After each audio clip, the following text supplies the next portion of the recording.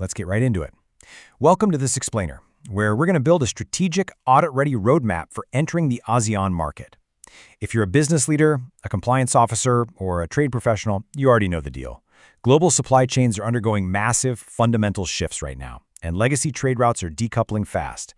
And this region we're about to decode, well, it's not just an option anymore. It's absolutely crucial for global supply chain survival. So, let's dive in.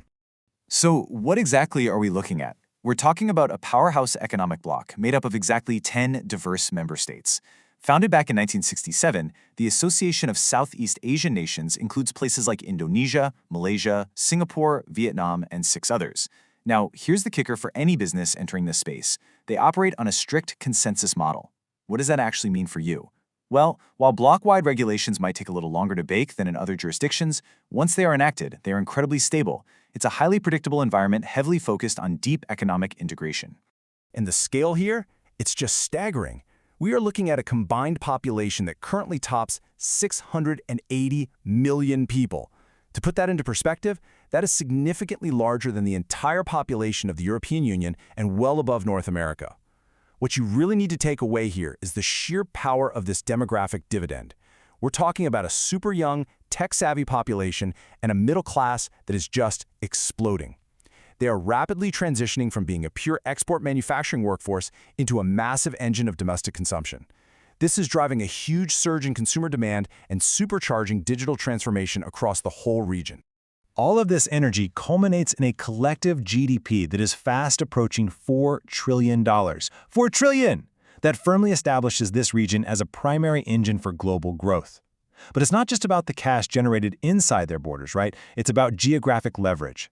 This area sits right smack on top of major global shipping lanes, like the Strait of Malacca, where roughly a quarter of all globally traded goods pass through every single year.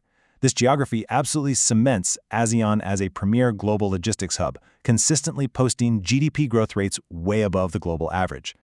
Okay, let's quickly look at the agenda for this explainer. We're going to cover 1. The massive ASEAN opportunity. 2. Navigating complex regulatory frameworks.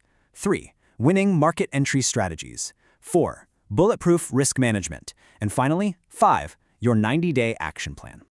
Starting right at the top with Section 1, the massive ASEAN opportunity. Let's map the territory and really understand the incredible scale of this market. At the very heart of all this regional growth is the AEC, or the ASEAN Economic Community. This is the foundational initiative actively driving this whole ecosystem to become a highly integrated single market. The ultimate goal? The free flow of goods, services, investment, and skilled labor. Think about what that actually means if you're managing a regional supply chain. By standardizing professional certifications across borders, you could potentially take a specialized engineer from your facility in Thailand and deploy them straight to a project in Vietnam, without having to jump through a million bureaucratic hoops every single time. It just removes so much friction from regional trade, opening up scalable pathways for your entry. And driven by that massive demographic dividend we talked about, consumer demand is literally exploding across 5 key growth sectors. You'll notice a really balanced distribution here. Whether you're dealing with electronics and semiconductors, the booming automotive and EV sector, or green tech like renewable energy, the demand is just surging. Healthcare, pharma, and especially the digital economy and fintech are also massive drivers. And the cool part? These aren't just isolated silos. We're seeing incredible convergence. For instance, fintech and the automotive sector are rapidly merging because smart, connected EVs absolutely require seamless built-in digital payments. If your business touches any of these interconnected spaces, you gotta be here. Moving right along to Section 2, navigating complex regulatory frameworks. Because, let's be real, emerging markets always have their hazards. Now, to actually succeed here, you have to constantly balance unified, bloc-wide frameworks with strict, localized compliance. This is the absolute core tension of doing business in ASEAN. It's not just one giant, perfectly harmonized market yet. Imagine this scenario, and this happens all the time. You successfully secure these amazing bloc-wide tariff protections under the ASEAN agreement. Everything looks flawless on paper. But then, your shipments get stalled at a port for weeks. Why? Because your local partner missed a super specific local content rule in Indonesia, or a highly unique customs procedure in Vietnam. Your entry strategy has to flawlessly master both the regional umbrella and the local microscope. To keep things moving and maintain counterparty trust, you absolutely need an audit-ready compliance framework. The ATIGA agreement is vital for getting those preferential tariffs. But the real game changer you need to focus on? The single-window digital platforms being used in countries like Singapore, Malaysia, and Vietnam. These platforms let you submit trade documents just once from multiple government agencies. But it's not just about saving paperwork. Integrating with a single window creates an immutable, real-time digital audit trail. That level of verifiable, hard data is exactly what keeps you compliant with international FATF standards, keeping you entirely out of the regulatory crosshairs. Okay, Section 3, winning market entry strategies. How do we actually build a map to profitably cross this complex territory? The big takeaway here is that a successful entry requires a multi-layered approach. You really want to lean heavily on regional hubs and local partnerships. First, establish a regional hub for centralized control. Places like Singapore or Malaysia are perfect for this because of their mature common law systems and strong financial infrastructure. From that safe harbor, you then go out and form local joint ventures to navigate all those tricky regulatory nuances we just talked about. Throw in some free trade zones to grab those tax advantages, and finally, lock it all down with digital tools for supply chain visibility. Connect those tools to the single window systems, and you've achieved the holy grail of market entry, centralized control with localized execution. Which naturally leads us to Section 4, bulletproof risk management. Mitigating those local hazards is everything. Listen, we have to stop thinking of compliance as just a bureaucratic hurdle. It's a proactive, strategic asset. Operating here requires strict safeguards, like continuous sanction screening and rock-solid due diligence, but I really want to highlight high-value transactions. Performance-based contracting and escrow mechanisms are absolutely essential. Why? Because they completely bridge the trust gap in cross-border ventures, where local legal enforcement might be culturally or procedurally unpredictable.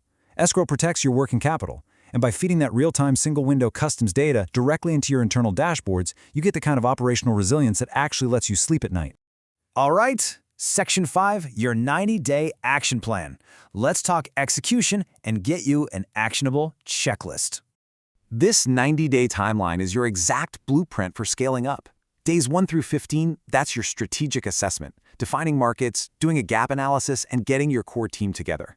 Days 16 to 45 are critical. This is where you build infrastructure and partnerships, like locking in those local joint ventures and integrating your digital platforms. Then, days 46 to 75, this is the pilot and validation phase. Pay close attention here, because this is where a lot of companies stumble. You have to run controlled transactions to stress test your workflows. No theoretical simulations. Use real, live, localized data. Finally, days 76 to 90 are all about scale and governance, expanding operations and establishing rigorous quarterly compliance reviews.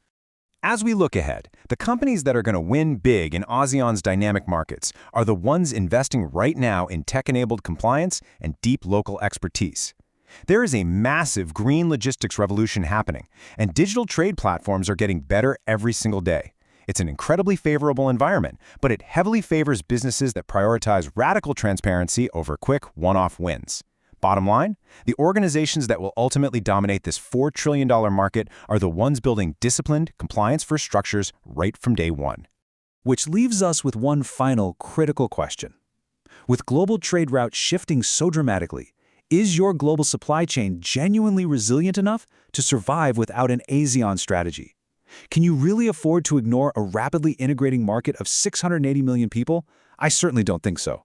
ASEAN is a massive growth platform just waiting to be unlocked. Thank you so much for joining me in this explainer. Take this roadmap, kick off that 90-day plan, and position your business to absolutely thrive.